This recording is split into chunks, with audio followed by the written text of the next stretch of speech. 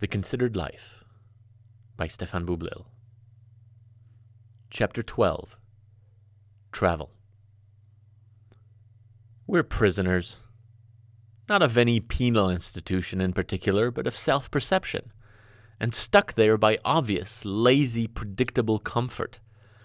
Lucky or unlucky to have been dropped off by the holy vagina in the land that we grow to alternately love or hate, a lot of us seem to willingly glue our feet to the ground in the name of patriotism, xenophobia, or transportation angst, and in doing so, forego what is, in my opinion, a tremendous opportunity to discover and understand the connections between the microcosmic world of our little lives and the macrocosmic world of everything else. Foreign-soiled experiences. Mere traveling pales in comparison, for it presupposes a journey timelined, bursting with tours along the way, photos in front of leaning towers, and guide-recommended cafes. I believe that our current set of circumstances, chiefly technological and financial, affords us a luxury, unheralded for the most part, to benefit from the globe and pay less attention to the trotting. Nothing helps our predictable species to step out of ourselves and make considered choices better than stepping out of the overvalued, overflattered, and oversung country in which we were born. Escaping our familiar contexts seems to me one of the better and most tangible reset buttons that life, in its wise wisdom, has seen fit to make us believe was our idea. Better than movies, better than meth, better than the internet. It was instrumental in my and probably every immigrant's path to reconsidering not only the possible causes of a self unborn, but notions of citizenry and how they might affect identity. Such migrations did not necessarily have to mean visa stamping and language learning. They can start within the hallowed boundaries of a single country, city, or even block. The foreign-soiled experience can be had anywhere that feels alien to whoever you think you are, or home to whoever you want to be. It can also be between neighbors who learn, in a way not unfamiliar to 80s sitcom families, from each other's otherness. The foreign-soiled experience can be had from a quick round trip from France to Belgium for a bellyful of delectably mayonnaised fries, as I once had the daybreak pleasure to try with my brother and cousin on a dare that finished well and fat. It can be had by journeying from nowhere to somewhere, and vice versa, depending on one's need for difference in order to evolve or restart one's life at any time. There exists a sense in thinking about people like Orson Welles, born and raised in Kenosha, Wisconsin, or Andy Warhol, born in Pittsburgh, Pennsylvania, that somehow opportunities for greatness will abound when away, especially coming from a perceived to be small place to a perceived to be big place. That is a chance not only to move the body geographically, which Lord knows my wine gut could use, but to actually move the self. I really should think about this more. I travel as much as I can possibly afford, for I know that the crossing of borders and the changes in points of view, literal and metaphorical, supply me with a seemingly inexhaustible reservoir of what has come to mean so much to me, the quest for quality of life. Now, keep in mind I was born in France, a country that not only made the cultural choice, but the self-defining one, to prioritize quality over all other considerations. Yet, it seems that growing up with socialized medicine, tits in prime time, and 400 kinds of cheese made me feel arrogantly invulnerable to the lure of quantity. Then again, I had not met America. As I write this, back at my desk in upstate New York, surrounded by too many things and a fridge full of stuff, I cannot help but wonder what happened to my cherished and aforementioned innately assumed sophisticated standards, surrounded as I find myself by vulgarly pasteurized, pre-grated cheese packaged in a bag with 11 fonts on it, particle board furniture, and children who speak a hideously bastardized version of my mother tongue. Mediocrity, as far away as I thought I had kept it, certainly seems to have caught up with me. And how could it not? The bar was placed ever so high by a people who have 11,006 ways to mature grapes, so that voluntary departure from its center of gravity could only result in corruption of the palate. That is why, a few years ago, I sat up in bed and gently asked my wife to allow me to decree a new family initiative premised on rediscovery. Soon after, we emptied our savings, packed our bags, and started what has now become a yearly tradition in the form of systematic engagement with alien lands. During one such European break, an unscheduled stop in the unassuming town of Bulgari, Italy, thankfully set the clocks back to where they should have remained, as the simplest pappardelle with the simpler still tomato basil sauce brought my taste buds to forgotten heights, reminding me how much excellence in apparently small things mattered to me, and has been neglected by fancy technicians the world over. We are so busy adding layers and complexity to the ambitious endeavors we take on each day in a misguided search for value that we forget to master the basic nature and aim of our multitude of crafts. Food is only one example, but a particularly meaningful one, as no skill is needed to understand or savor it. How I do wish I could fight back complexity and do anything in my life as well and simply as the strands of wheat and eggs I ate that day. That bowl of pasta reminded me that good does not have to equal expensive or complicated, but simply perhaps engrossing. And one has to willingly and consciously embark on a quest to get involved.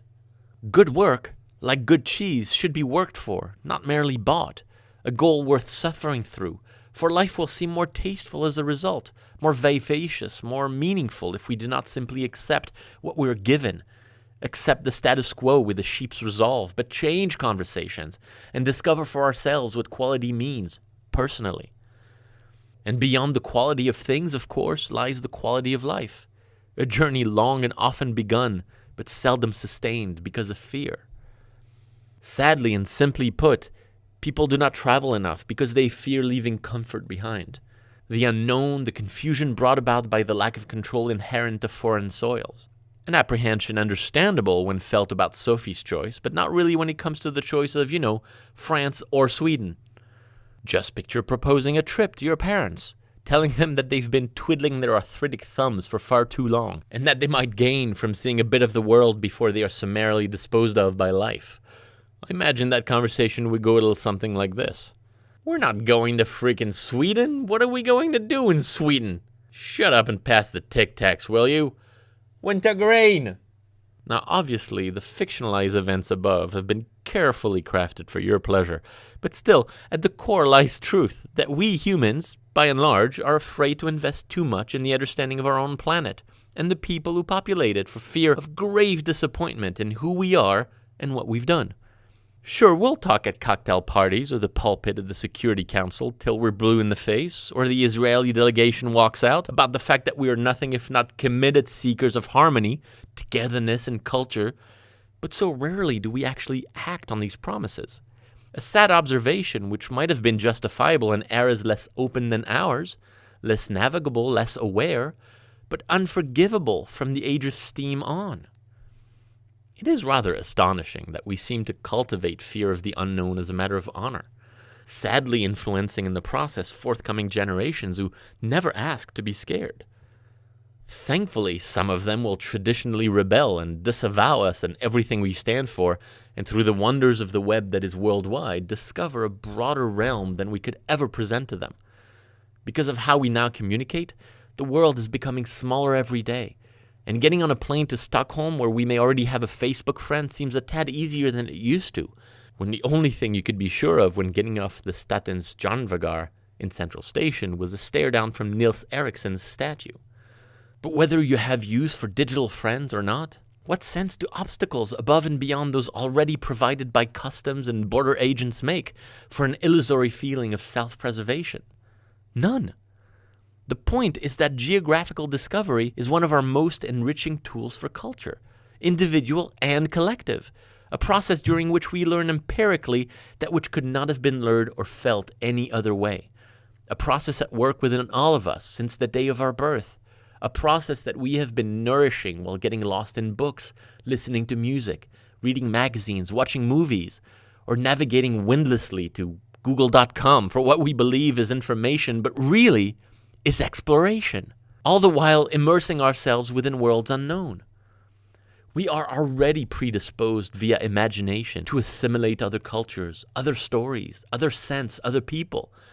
So it really should not be that big a leap to jump on a plane. But for some reason, for too many, it can be. Of course, a lot of people do travel, but the gap is wide and getting wider between fulfilling such predisposition to exploration and mere vacationing. Being a tourist has demeaned the travel industry. Sightseeing, a pitiful term that came into popular use at the beginning of the 19th century to describe the nascent trend of solely visiting places of major and acknowledged interest, has come to symbolize the travel industry as a whole, perhaps now better dubbed the tourist trade, the willful understanding of a different culture and its people getting left far behind. Today, we come home with a stack of pictures, so that stories may be weaved around static memories that tell our friends around a less than typical meal made from duty-free ingredients celebrating our return, that I've been there, also here, and that, oh, this is a statue of so-and-so, etc., etc. Mostly, it means that you arrive in situ already knowing what is afoot, having already read the brochure, taken the virtual tour, and watched the National Geographic expose before boarding the Steel Bird of Death. You know that hour-and-a-half guided tour squeezed among other ironic t-shirted collectors of visa is going to suck, but you tell yourself that you have to go through it in order to say you did, and pass off any new information gleaned as martini-shaking banter at a later soiree. Are you just checking off a box? Your soft feet are fouling the hard soil of another land, offering you the opportunity to imagine yourself in the shoes of those who have come before you, and through imagination attempt, however futile the ambition, to understand where you come from. And you would rather perspective yourself holding the Great Pyramid of Giza on your head as a hat just so you may relish in your pseudo-friend's comments when you post it on your wall upon your return to the hotel?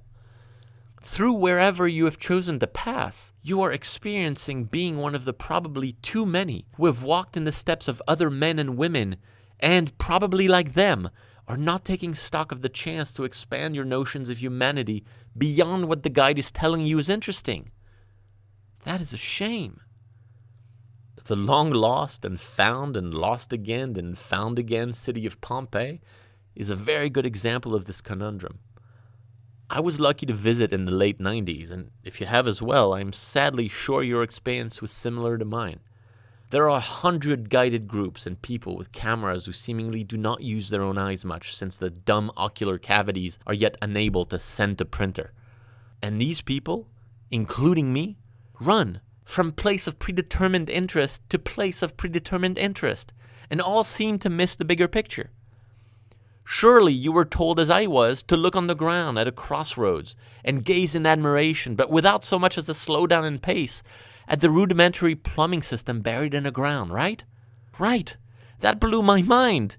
We moderns take so much for granted that the fact that they, in the actual 70s, had indoor plumbing doesn't jog something in your brain.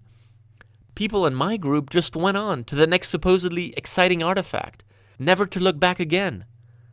It is the reflection of a civilization that cared about hygiene, cared about cleanliness more than the people who had come before them, and most after, so that they bothered to engineer an underground network of pipes from house to house, which dispensed people from the need to slum to the common trough to wash themselves in the morning and risk contracting Plasmodium falciparum. Of course, not everybody could afford such luxurious indoor facilities, only the rich had plumbing.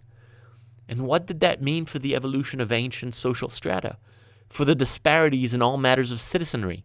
And how have we evolved in present society from such inequality, when rich nations today leave poor ones unassisted when it comes to something as basic as what we now consider running water to be? Any relevance worth pointing out between the passing historical anecdote and the downright criminal will of current global policymakers? By my group's standards, none, I guess. But it can and should at least trigger some questions as you are being boringly lectured while standing on the side of such discovery. Fact is, it rarely happens. When you are shown the erotic frescoes that have long fed the Christian rights arguments that overt sexuality will be punished by a prude God in the form of murderous lava, people have the choice to snicker or to think about the impact of such nascent liberty and morals in the context of our present life. Most people snicker. And so, as we both take the shuttle back to the airport, you have the same memories as I do of Pompeii. And that is a shame. Because I was not able, and neither were you or the hundreds of thousands of people who visit this important site, to make my own memories, distinct and specific, thoughtful and argued, introspective and useful. We are being told what to remember, given bullet points about all that we saw, even get to take home a show to tell. And that is what travel has turned into, the standardization of memories. If we were only to look around and wonder about what we are seeing, if we used our eyes instead of our cameras, if we used our common sense and not the guides, I believe we would be inching back to what travel was supposed to be in the first place, a consequence of curiosity.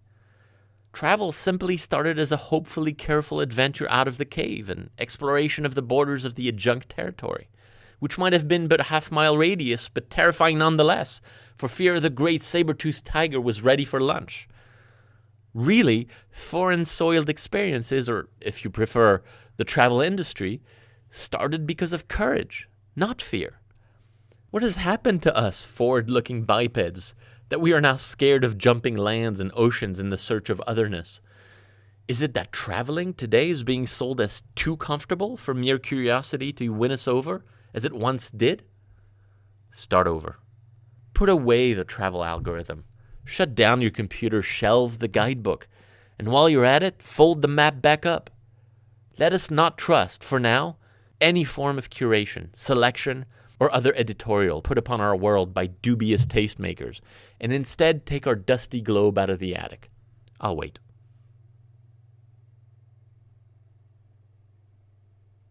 Now, point to where you are, at present.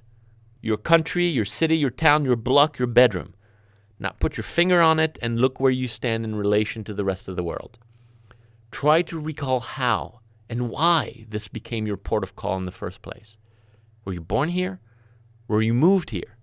For pleasure, convenience, work, significant other? Were ancestors and boats involved in any way? Probably. What was their deal? Where did they come from and why? This is not merely a bunch of questions. This is a way to put you in your place, literally, so that you may know where, at least until who comes along, you are. An itinerary always must start somewhere if it is to go anywhere. Hence, the first logical step should be to consider from, not the predictable to. Now, ponder again where you are, your own culture, your family tree, the reasons you stayed or didn't, and attempt to make sense of origins before contemplating destinations. It is back-breaking work for which deadlines matter little and the journey is best started early. But the rewards, collected sparsely along the road, are irreplaceable, for they allow you to examine your place within the state of things, within the state of politics, religion, philosophy, and then, only when assured of your understanding of said context, pick a target for the future, according to your level of courage that is either the closest or the furthest from where you presently stand. Not in terms of geography, but in terms of the state of things. Next, because you are modern, you get to choose transportation. And there again, there is a plethora, all of them inadequate because the people in charge do so rarely care for the needs of the traveler, but mostly consider their ability to fill a space-defying aluminum can with as many victims as possible. A goal which fails extraordinarily to tickle the curiosity meant to elicit departure. Ever since the arrival of a certain train at La Ciotat station in the Lumiere brothers and Humankind's first film, people have perceived travel as somewhat of a romantic notion, filled with tremendous mystery and excitement, as well as rife with danger, risks which we then weigh against the cogency of our yearnings to witness the variety of the human race. If we took a very big step back and imagined all of the Earth's people as one group that only subdivided in order to each take care of one aspect of humanity's requirements, each doing what they must, not for profit, but prosperity, shouldn't we have figured out a way for all of us to say hello to everyone else by now? In a way that was easier than what we have to deal with at Newark Airport? But we are not doing that. It is not even a stated ambition. And it seems we might never want to, for it would signal a reversal of the social contract, and that is something no one is ready to do yet. Not until we are divided between Eloys and Morlocks, at least. And I think one of the main and most basic culprits of this crime is good old-fashioned prejudice. The tragedy is that most people do not like each other because they do not know each other. Another way in which fear of the unknown turns into xenophobia, thereby cock-blocking discovery. "It's dirty over there," or "those savages eat dog," are lines often uttered by grandparents of all sides to the detriment of our species' understanding of itself. In fact, we portray other collectives in our imagination mostly as evil empires robbing us of what we have that is most precious, our individuality. Whether communists, hippies, or Borg, we fear any hint of a philosophy that might point to our basic and irrefutable sameness as a positive thing. This is not a political observation, but rather explicit wonder at how little we allow ourselves to use our identical organic material to our advantage, humanly, simply, categorically. I wonder at what age parents in Japan pull their impetuous children over, sit them down, and tell them, "Look, kid, I know all this running around screaming is fun and all, but you are Japanese. And that comes with certain responsibilities. You can't just be all loud and acting crazy like the round-eyed children.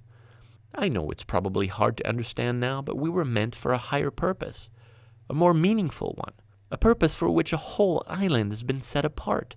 You must now learn respect, care, your place in the universe, and most importantly, about the intersecting confluences that we men and women are a part of as a birthright and at the table of which you must take your rightful seat.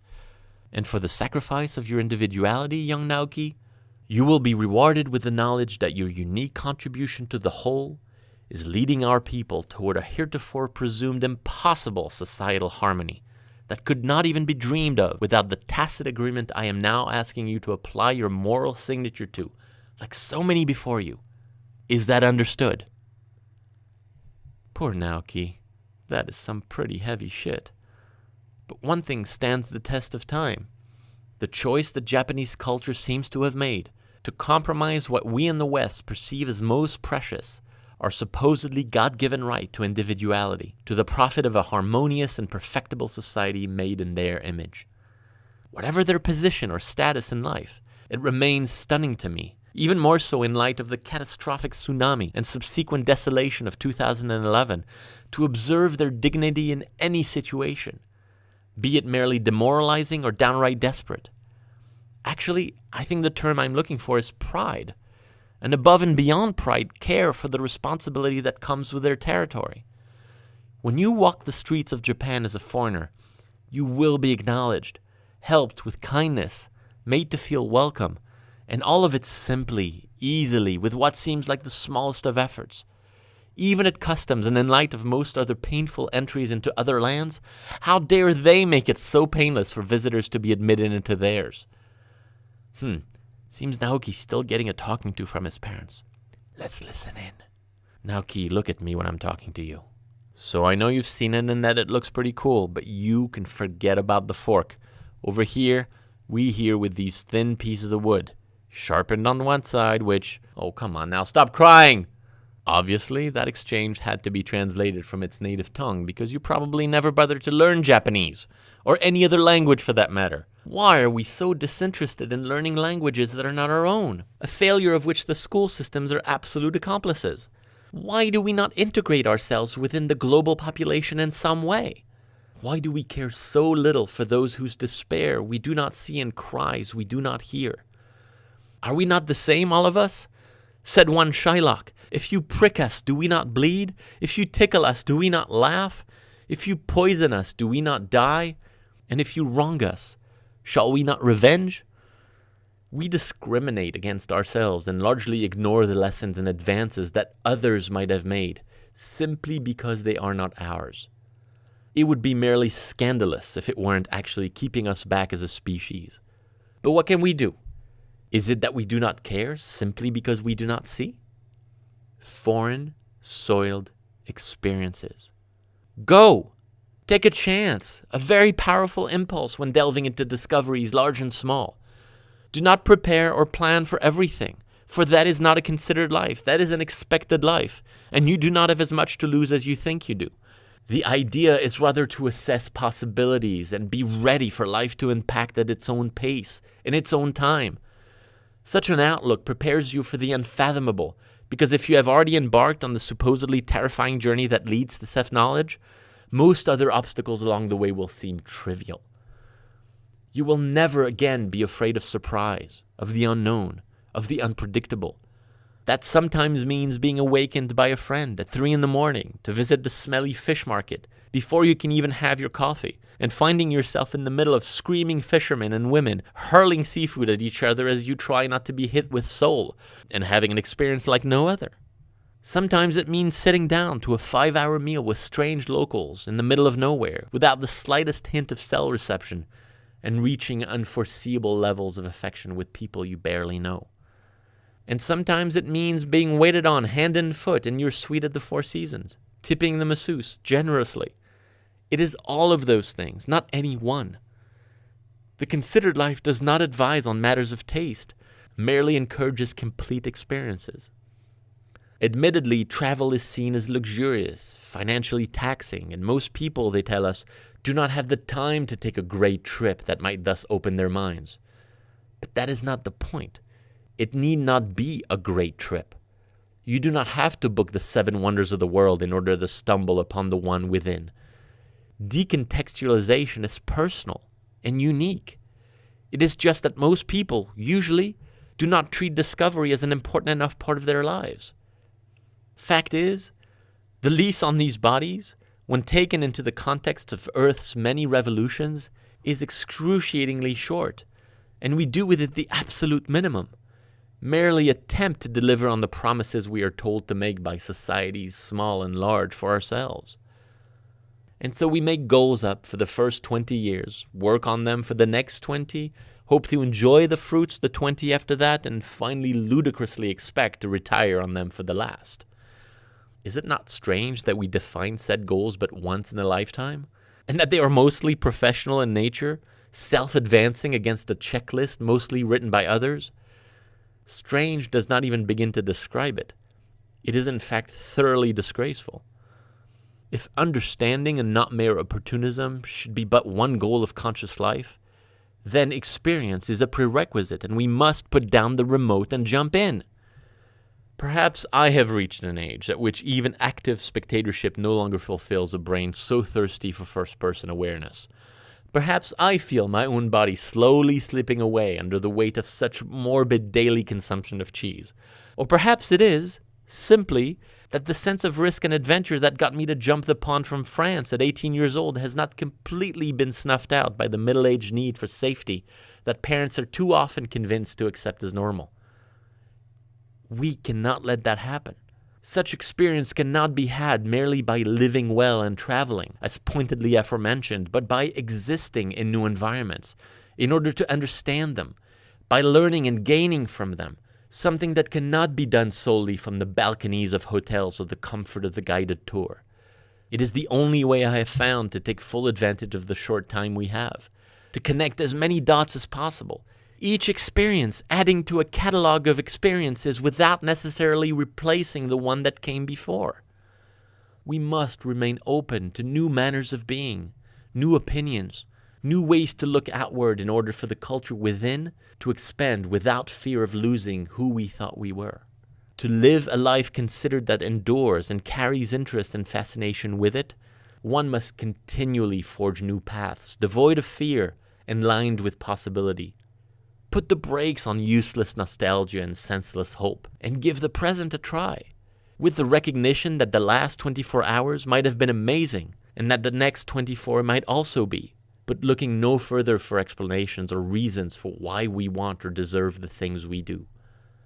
The good life is not, as HGTV would have us believe, filled with chic living rooms. It is, rather academically, acquiring the qualities required for a particular role that we must choose for ourselves. We may be the willing prisoners of an organic machinery, but it is our responsibility to teach it things, take it places, make it feel otherness so that it may no longer scare as easily as originally programmed.